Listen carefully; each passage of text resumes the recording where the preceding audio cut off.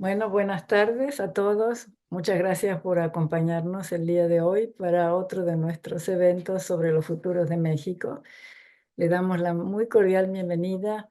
We are welcoming the director of Georgetown American Institute, Alejandro Werner, and I, Nora Lustig, professor in Tulane and research fellow of Georgetown Americas Institute. And today we are having a presentation and a discussion. I think that it will be very interesting because we are having the opportunity to hear Susan Parker and her analysis about the impact that the Prospera elimination had on poverty and education. I don't know if she's going to talk about health, and John Scott, who is going to be one of the panelists. Let me tell you who doesn't know Susan and John. Susan Parker is now professor for a long time now in University of Maryland, and she also leads the Center for Global Development, and she has a lot of writings about social impact, the beginnings of poverty, and a very interesting question that you may not know about her is that she was when Progresa was born around the 90s. That's when I met her. So she has seen this program evolve in all their stages until its disappearance. Our panelist, John Scott, is researcher to CIDE, and besides, he's still member of the Academic Council of Coneval, and that is also in process of disappearing. I hope that we don't mourn today, but it's important to comment about the implications of the decisions in one or other way. Once they're done with their presentations, Alejandro and I are going to answer some questions, and then we're going to open to the audience. Alejandro Werner is going to navigate us these questions. I understand that everybody has access to the chat. Without further ado, let's enter in subject. Susan, the floor is yours. Go ahead. It's a pleasure having you here with us. Muchas gracias. Muchas gracias, Nora. Gracias por la introducción. Me da mucho gusto. I'm very glad to participate in this panel. Thanks, Alejandro and Nora, for your invitation, and the Georgetown people that has helped an organization. I'm very glad to say hello to John Scott. He was my colleague for many years in the city. I'm going to share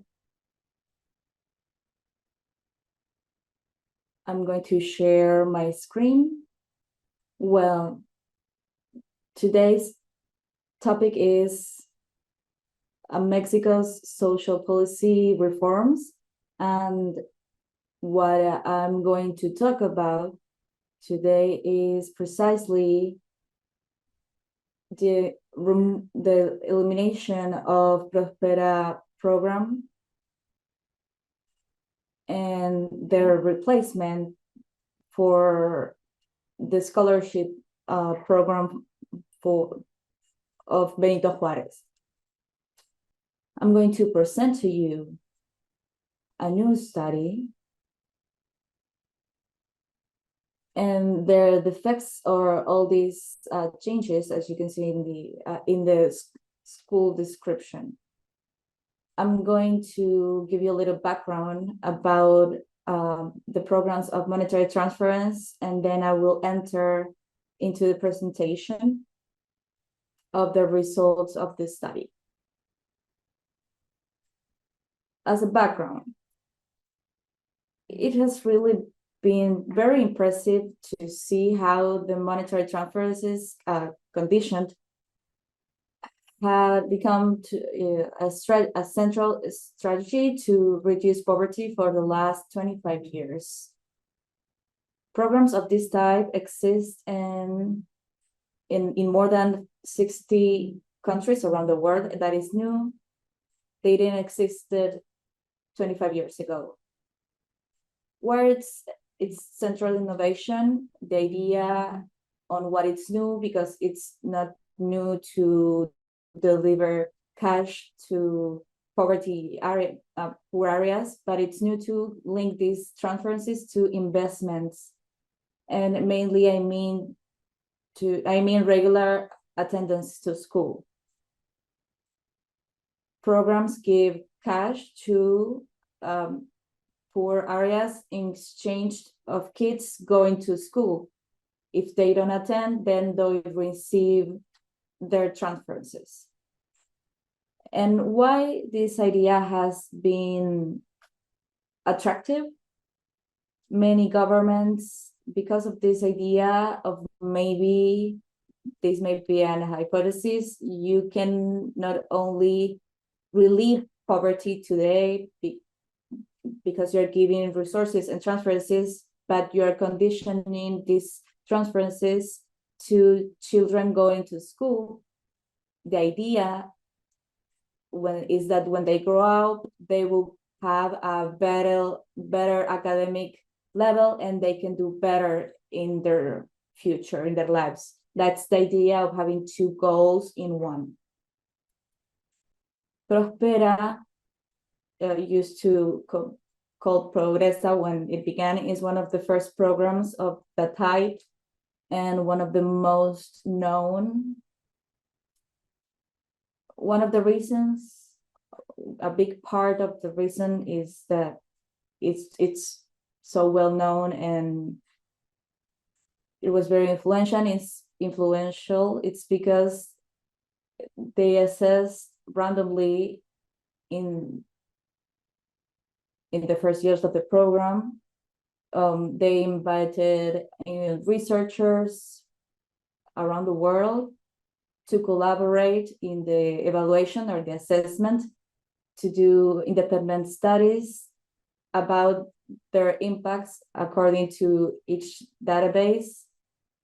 We have around 200 studies published about the effects of Progresa. I quote what Petra told an economic literature of a chapter that summarize all the studies. What the studies showed, and that is why they had relevance in the improvement of the programs, the results were positive. We could see better attendance to school, better health, less poverty, a lot of effects, most of them positive. So that contributes to the expansion of Progresa, Prospera within Mexico. Had around 7 million families and 60 new programs around the world in a way model that model Prospera. Even though all these evidence and influence, Mexico's government suddenly eliminated Prospera at the beginning of 2019. Our investigation, the big question is what is happening with the families that have been receiving this program of this kind for 2 decades, suddenly stop receiving benefits. And the particular study that I'm going to present is a very concrete question. In particular, is going to stand in the current generation, the advancements and improvement in academics and children health that was proven in the initial evaluations of the program. I'm going to enter into introducing the results of a new study And in this paper with my co-writers, Fernanda Marquez Padilla and Tom Bogle of California University of San Diego. That work is about the effects of the elimination of Prospera and the replacement of Benito Juárez scholarships and the enrollment, the educational part. We're working on the health part. I'm going to talk about but I'm going to talk about more about education, and then I'm going to talk about in another time, I'm going to talk about health. What we do in this studio? We see the effect of the Prospera elimination and the academic enrollment from children from 6 to 17 in the school year.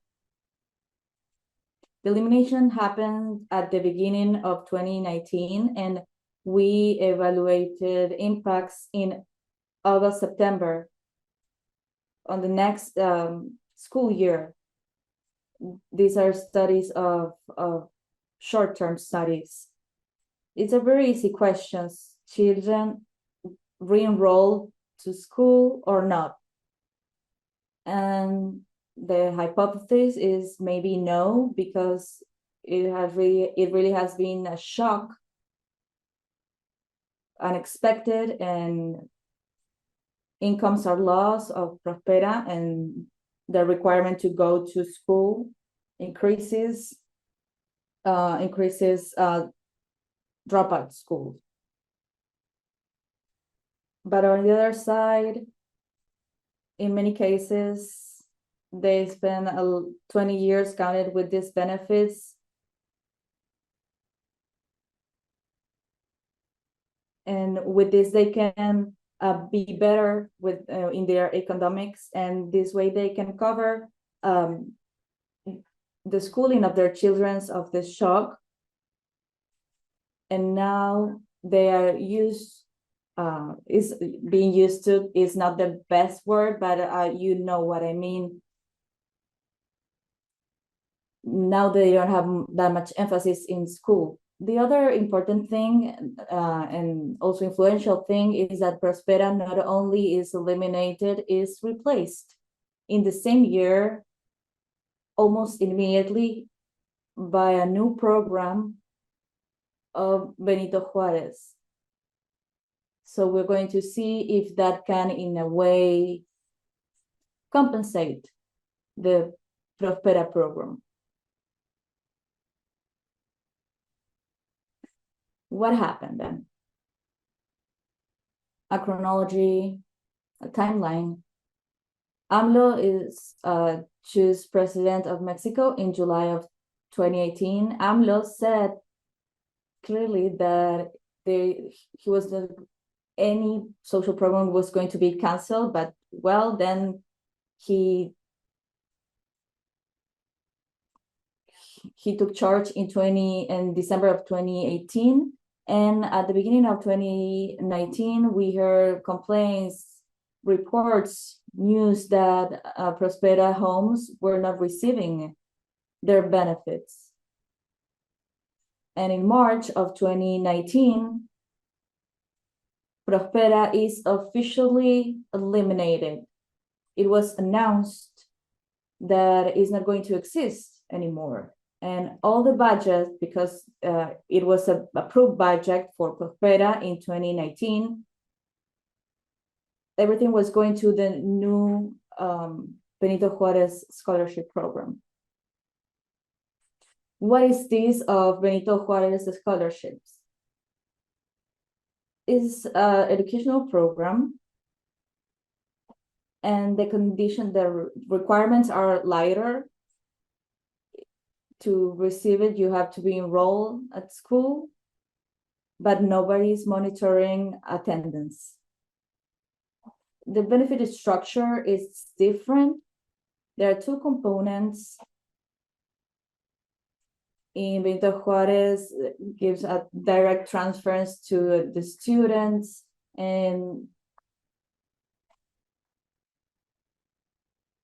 But what we're going to argument, and I'm going to show you, it's the biggest change to change Prospera and replace it with Benito Juarez Scholarship. That is a really less progressive program. What we're going to see is that homes in more marginalized areas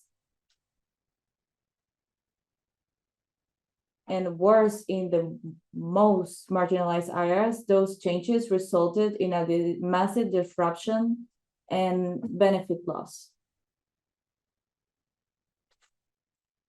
This graphic shows this point.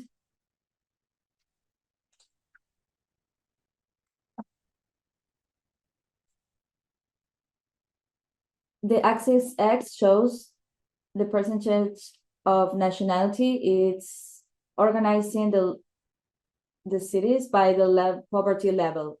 The more poor are here, and the less poor are like Mexico City's citizens are in the lowest quintile.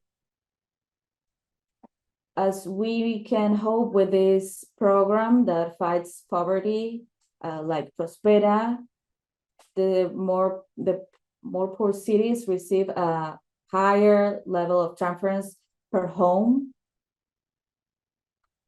We have the transference amount in pesos per home.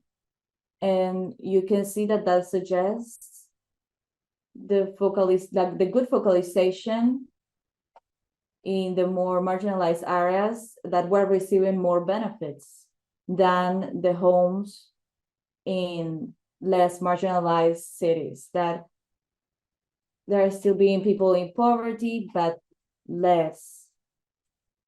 But it makes sense that they are receiving less transference per home, and that is very progressive. Now Prospera is the green line, right? What happens with Benito Juarez scholarships? And one important thing is that the budget, they're expending exactly the same that they were expending under Prospera, because these resources were transferred to the Benito Juarez scholarship program. And what you can see here is that there is a complete loss of progressivity. That basically it doesn't matter the level of poverty, how marginalized is that locality, they're receiving the same benefits in every locality, or less marginalized localities. What is the explanation for the more marginalized localities? They're receiving something, but is more or less that they used to receive under Prospera, less than a half. In fact, every home in marginalized areas are receiving less and worse for the more marginalized. And that is a summary of what happened with the change from Prospera to Benito Juarez scholarship program. So that is what we're going to study. What was the effect of with all that around this school enrollment?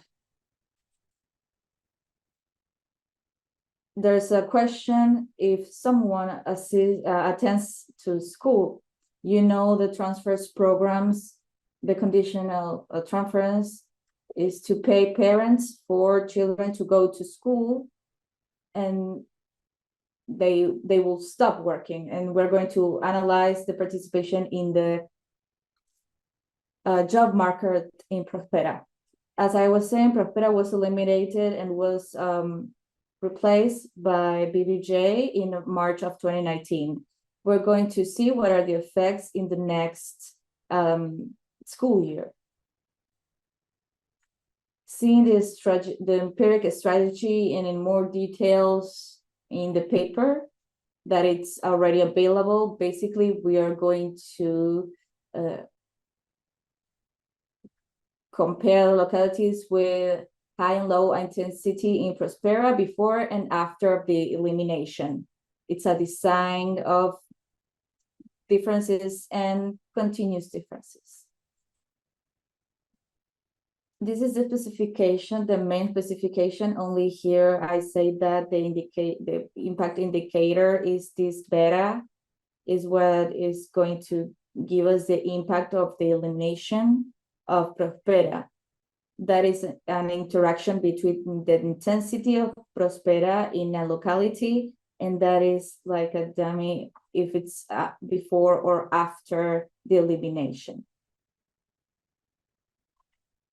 Now I'm going to talk about the results of the impact of the Prospera elimination.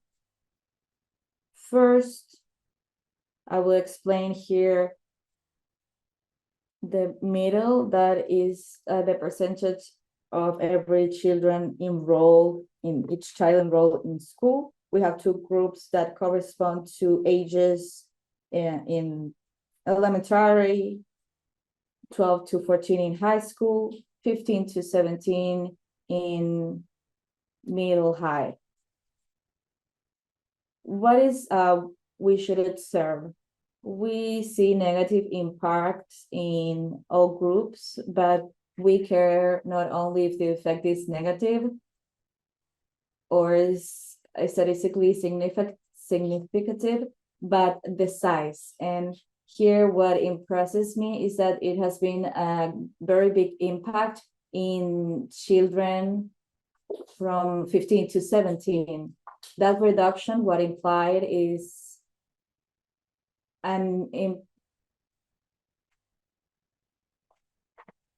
is to decrease the inscription in schools in 8.9% relative to a base of 73%. That means that with the program, 73% of use of that age attended to school, and after the elimination of Prospera, that was decreased to 74%. That is the effect of eliminating Prospera and replace it for Benito Juarez scholarships. There are smaller effects in other ages, but I want to comment is the differences in the effects by gender, that it really caught my attention. What we see here for girls is that there's no significant effects. That of the Prospera elimination replacement with Benito Juarez scholarship did not affect the enrollment for girls. The negative effect is concentrated in boys, especially from 15 to 17. The size of that effect, 12.3 percentage points. That implies for a boy that was receiving Prospera and now no longer and has Benito Juarez scholarships, the likelihood for a kid to attend school was seen decreased for 60%. There is a really big decrease in a short period of time, and that concentrates mostly in young boys from 15 to 17, mid-high. We can see impacts here, and let me go to the next one. This is a graphic of Robusta's graphic. What I want to tell you is the effects of school enrollment in 15 and 17 years old are super fat.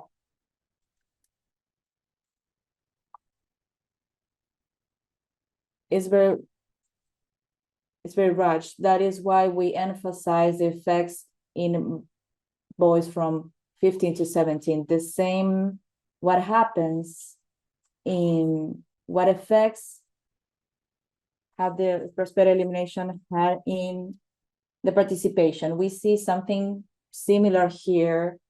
No effects on girls, the same percentage, it's maintained with or without Prospera, but for boys, Prospera elimination, only for 15 and 17 to 17 years old boys. Had increased the percentage of boys that are working, while with a Prospera, the 27% worked. Now, without Prospera, 33%, and that increased at 25% in work, and that corresponds to half of the reduction of school enrollment of this group. I'm going to summarize and then make some comments on the results that may help for the discussion. Prospera elimination reduced immediately school enrollment in the school year 2019-2020. What we observed are biggest reductions in middle high boys, 1.0 percentage of reduction in the probability of being enrolled in school. There are less evidence for effects for girls. We really didn't find any effects for girls. Something really important and impressive is that these results is not that there was not a substitute program. There was a substitute, Benito Juarez scholarships. The impacts that we estimate are net of this substitute program. That has been, maybe that would have been worse without the substitute program, but it gives the impression that maybe Benito Juarez scholarships are not affecting the enrollment as Prospera. This is clear that this is very big. To give you an idea, for boys, the reduction in enrollment is as big as the increase in the enrollment that was at the beginning of the program 25 years ago. Only occurs in middle high ages instead of high school ages. Enrollment in girls appears to be more protected.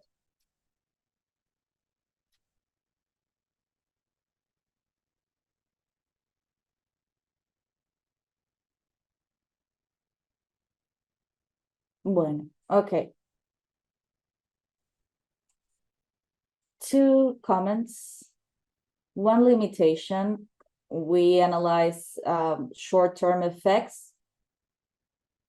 I mean, I think it's clear that since 2019 has been a period of uncertainty, change, interruption with the changes, with the program changes, and maybe the negative impacts in the enrollment may decrease or disappear with more regularization and implementation of Benito Juarez scholarships.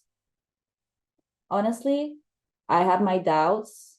Our study, we have a year when Prospera disappeared before COVID. That is why we concentrated on short-term effects. What happens after? It starts, COVID starts, we all know, another shock, a strong on schooling. And in fact, yesterday, a new evaluation came out about Benito Juarez scholarship basic level that suggests perfect effects, positive effects in enrollment and school dropout, very little. And that coincides with this investigation that we are finding that Benito Juarez scholarship is really not being able not being able to reverse the negative effects of the Prospera elimination. And finally, gender. Why scholarship enrollment, scholarship enrollment appears to be more protected against Prospera elimination than the boys?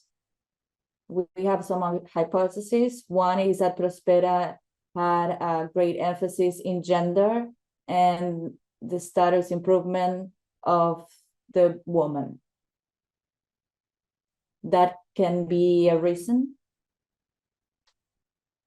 The second argument is more of the same, is that we have differential opportunities. Boys have more opportunities than girls. That may explain the differences in the impacts, gender impacts. Something very interesting that may be influencing is that, in fact, the scholarships of middle high under the new program goes directly to the youth instead of the parents. That was the case under Prospera. That implies that youth are the ones that are making the decisions probably to go to school, and maybe girls are deciding go more to school, maybe because of cost opportunities. So that is the conclusion of the presentation. Thank you so much for listening. Thank you so much, Susan, for the excellent presentation. I will start asking you if your slides are available. I don't know if the studies are available. And I was asked if they were also available in English, if you have any presentation in English. And if you have any problem, if the Institute includes your slides in the page. Of course. Yes, to everything. They can also send an English version. And I wanted to comment an anecdotic event. You commented on the fact that it's a very known program, evaluated since the beginning, not like what happened in Brazil. And we had to do, and Progresa's director was Jose Gomez de Leon, rest in peace. And we talked about the importance of generating evidence for the program to become a state policy. At that time, we were sure that evidence could make us strong. Now I'm not so sure.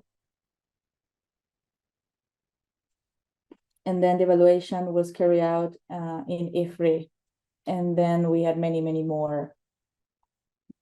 For the first people that participated were students from Heckman and people, very important people in the field.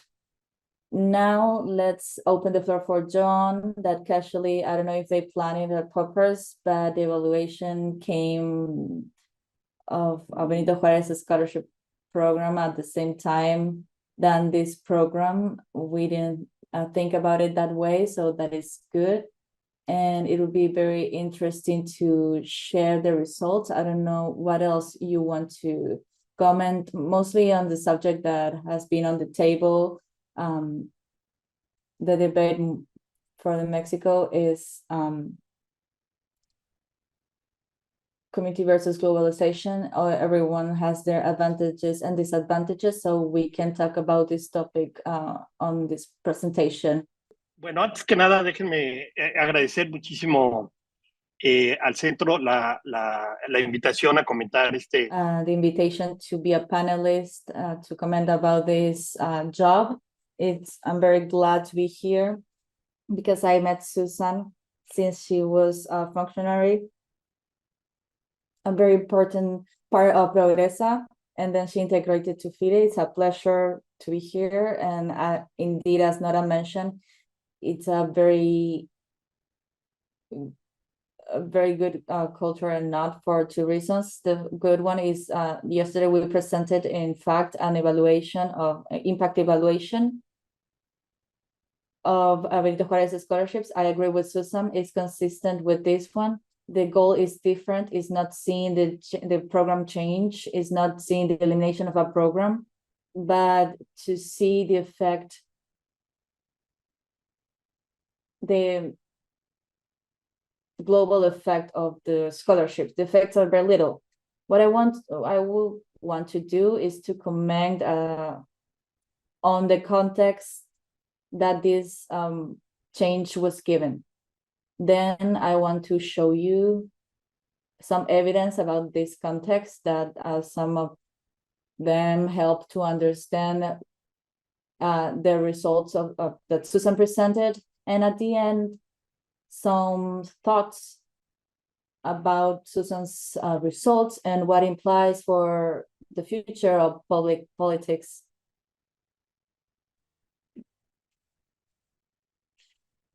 Two topics of general context that are worthy to note is that obviously it has been a change in the transferences policies. Nora mentioned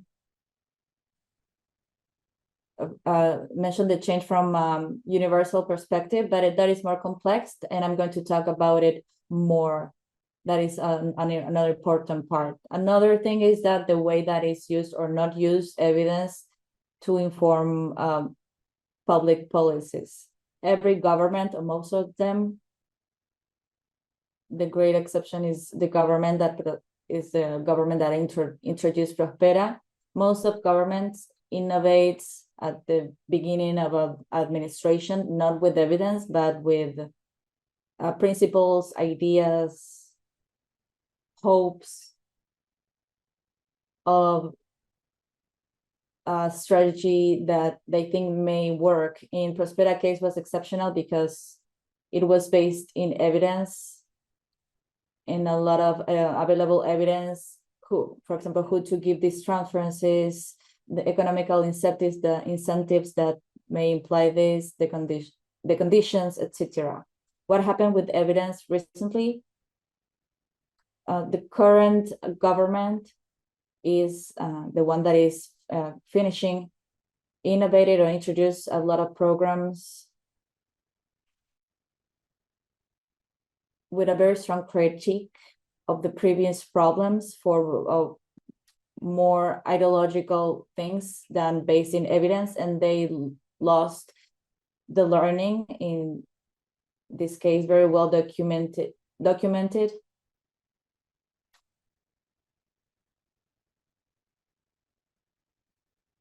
And there was a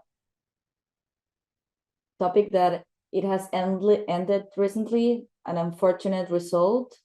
Yesterday, there was a Osvaldo talked and he explained his position about the possible cancellation of Coneval, that is the main evaluation body of Mexico, as part of the general reform that was approved by the legislation last week. It's very important to talk about this for the next webinar, because it's very complex and complicated, but it's critical. What are the changes in transferences? One is most important than universalized and organized. We emphasize in universal transferences in youth and the elder, but there's reduction in ages.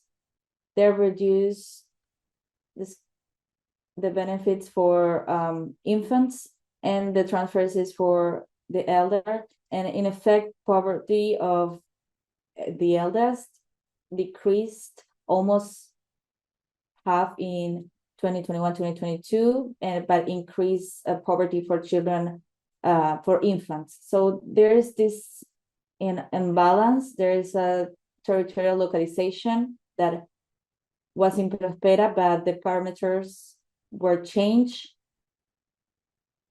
This change for the country was very positive because they're more well guided in Prospera case, as Susan said, and I'm going to show with complementary data, there was loss in progressivity, and there's a lack of universal design.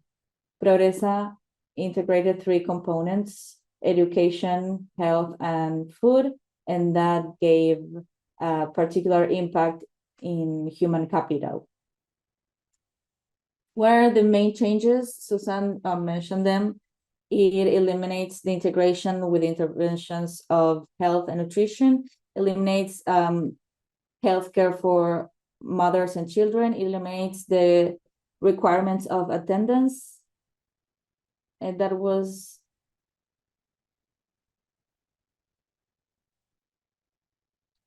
it. Only the only requirements is enrollment, one scholarship per family in basic education per student in middle high. It changes the identification mechanism is territorial. Prospera had a very strong territorial component, but they use this criteria: marginalization and small localizations. And in the case of middle high, that is universal, is not focalized. Let me show you some data that this implies very quickly. What we have in the left square, there's an evolution of transferences with evolution to PIP. What is in yellow has exploded in magnitude. This is a transference for the elder that represents 1/31% of PIP. And if you compare it to what the transferences had increased, this is more than 5 points of PIP that are going to be warranted for the elder in the country.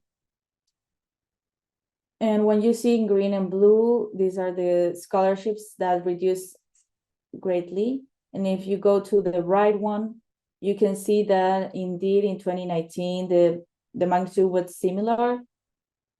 But then, unfortunately, the result, if Susan made it in 2021, 22, or 23, there has been a cut in 2021, and we didn't recover.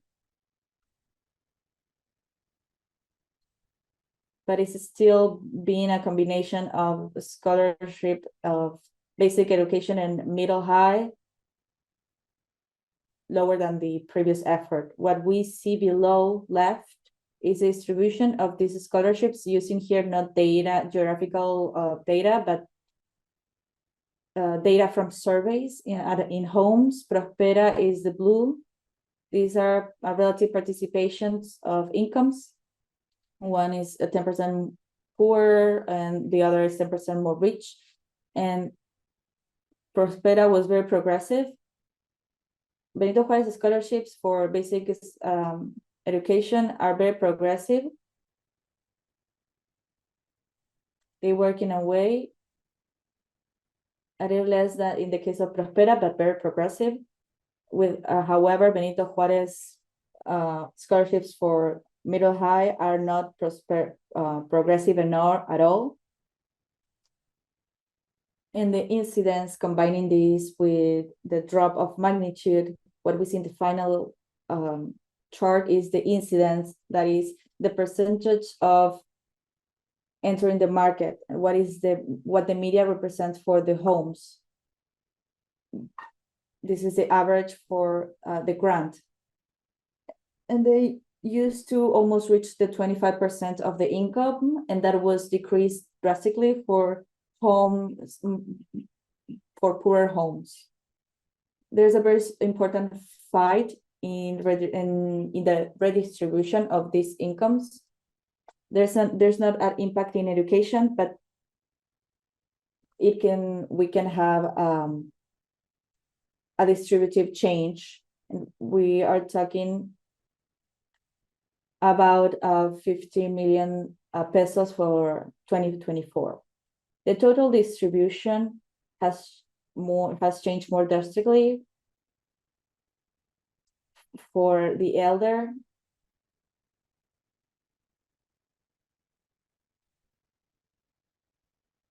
it decreased the relative participation from 24% to 14% as an effect mainly for the elders. Today is the main problem of transferences. Another graphic that is very interesting. Sorry for giving you so many data, but I think they're important.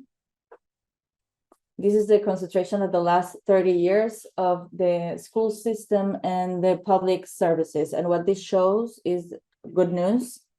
There's a continuous advance that you don't see in health, you don't see in social security, but you can see in education a non-stop advance of the continuity of transferences. You can see at the beginning of the 90s, superior education were more significative than the home incomes. Since the 2000s, education has become, in absolute terms, is what you see in the columns. And then the good news is that, as you can see, between the 2000s and 2006, there's an important drop that coincides in part in middle high and high school. That coincides with the expansion of Prospera, along with other programs of physical coverage that help to create a dynamic that has lasted, but as Susan said, had encouraged the current times. Let me finish making some quick comments on things that caught my attention, and I thought that they were interesting about Susan's paper in particular. One is, it may be a very dumb question from me, but I don't know if there's the paper is framed in terms of enrollment, but the question is attendance, not enrollment. I don't know if I'm confused with that or what we are measuring, enrollment or attendance. I think attendance, that what is important, but in your presentation, you talk about enrollment. I just wanted to clarify that. Also, I would like to see, you mentioned that this population that had Prospera for 20 years, I hope there is no so many people with Prospera for so many years, because they could have children in the 20 years. I don't know if you have data on the income destruction, how young these families are in Prospera. I think that affects the results, and it's interesting. With this item, I coincide. They have to assess as students because they can have. They have to transfer to parents instead of students to have more control. And the other subject to request or not request, to condition or not to condition, a topic that you mentioned. And I think that it was analyzed in literature when I want to explain this program to other countries, is that I say that once you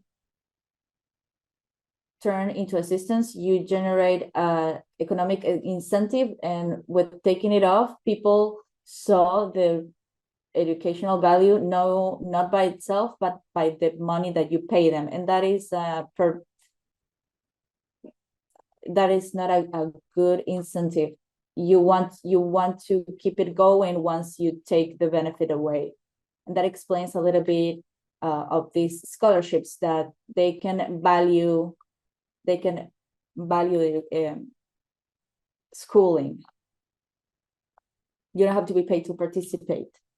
Prospera logic is to pay opportunity cost, and I think the mottos right now are not enough to pay for opportunity cost for basic education because we're talking one per family.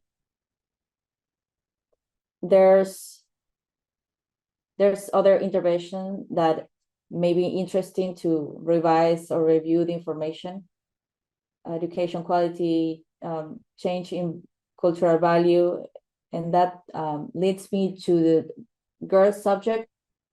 Maybe girls have a more permanent change in educational value, but I'm afraid that I'm not surprised because female participation in low-income areas are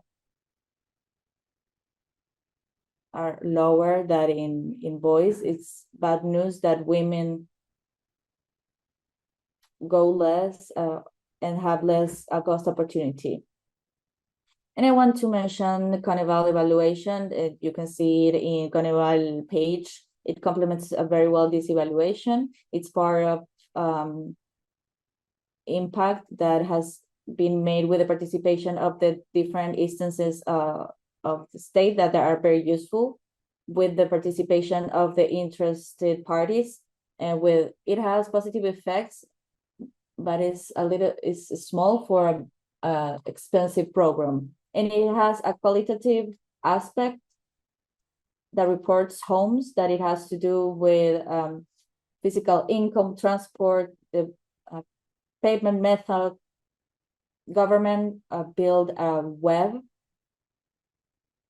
that it has not been studied, but presumably has more limited reach if they send payers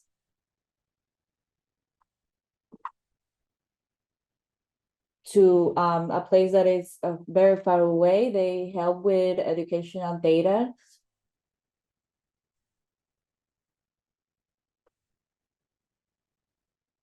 And I will leave it there between us, and thank you very much to the audience. Thank you, John. Alejandro, I don't know if you want to take the word. I don't know how you want to organize this. No, mira, Nora, yo creo que lo mejor es, dado el tiempo, que tenemos muy poco, si quieres, hacemos nuestras preguntas muy rápido y ya le damos. Make our questions quickly and give Susan the rest of the time to answer the comments, John's comments, and the questions that we have. From my side, and I don't have questions in the chat. From my side, my question is, can we have an idea of which are the young people with school dropout is concentrating? And the second is, what are the effects in terms of migration and crime? We have an idea. I know that it's not part of the study. And with that, Nora, I will give the word to you, and then we'll pass the floor to Susan. There's a question. If you could, Susan, talk a little bit more about the healthcare and nutrition impacts of the removal of Prospera. Hacemos otro seminario. We're going to do another webinar about that. No, Susan, a question that I have is, what do you think is the component that is being reflected in this decrease or drop in school attendance or school enrollment? I don't know which one it is, of the youth that is in middle high, the more affected, the boys, because the enrollment or the income exists, or the enrollment exists, and you have to show that you're enrolled. What is the mechanism that leads to this negative effect? And they're not the parents, because the youth, the older young youth are more independent. Yes, my question was about migration and crime. My biggest concern is if there's going to be more youth of that age without going to school, mainly to dysfunctional behavior. Go ahead, Susan, you have the word. I think that I'm going to go in order. Why does it happen? What does this happen? What is the key factor?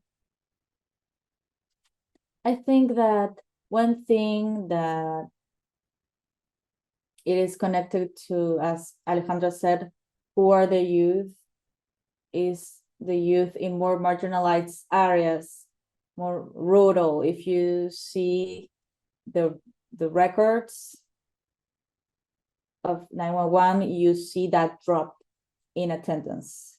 Is that it also what happens is that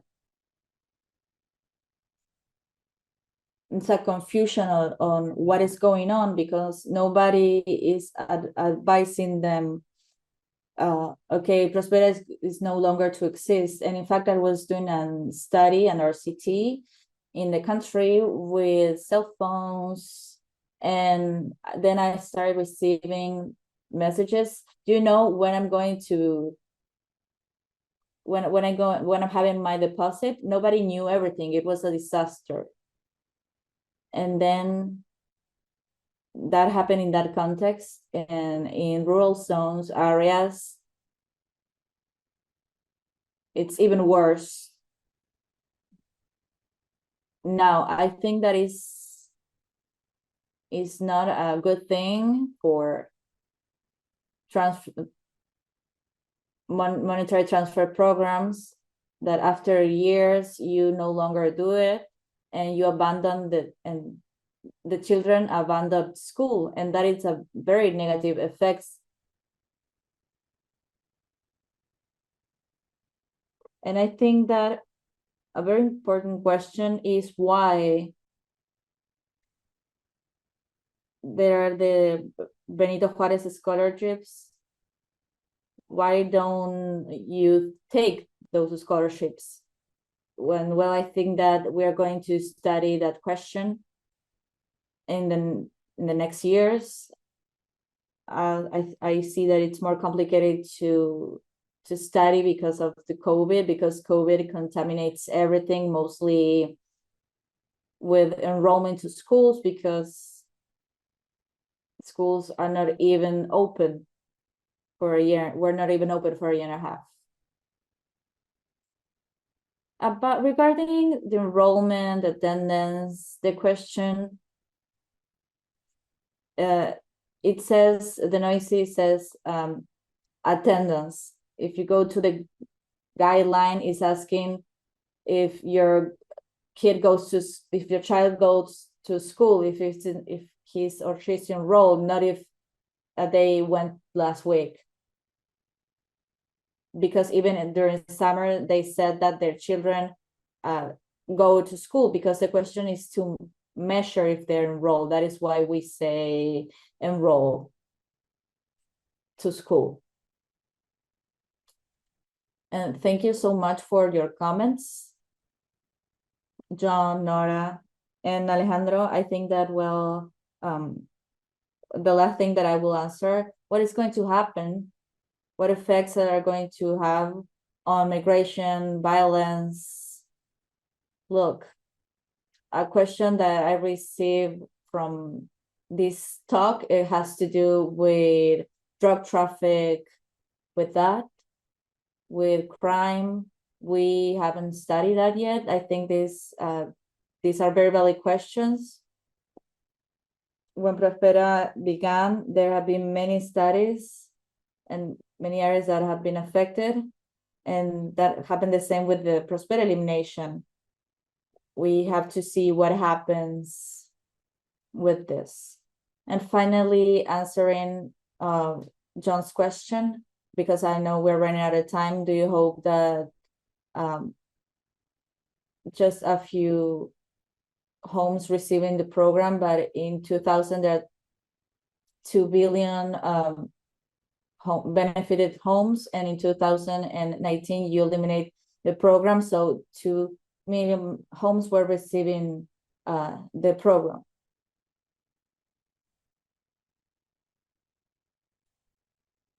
Thank you so much. Maybe Susan, it's very interesting, your paper, and the results are extremely concerning.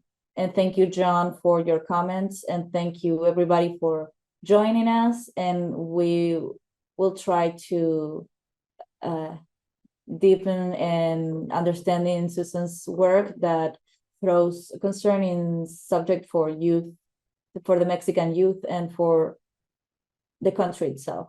Thank you so much, Susan, for continuing organizing this series. And then in the next few weeks, we will let you know when are the next events. Thank you so much and have a good afternoon.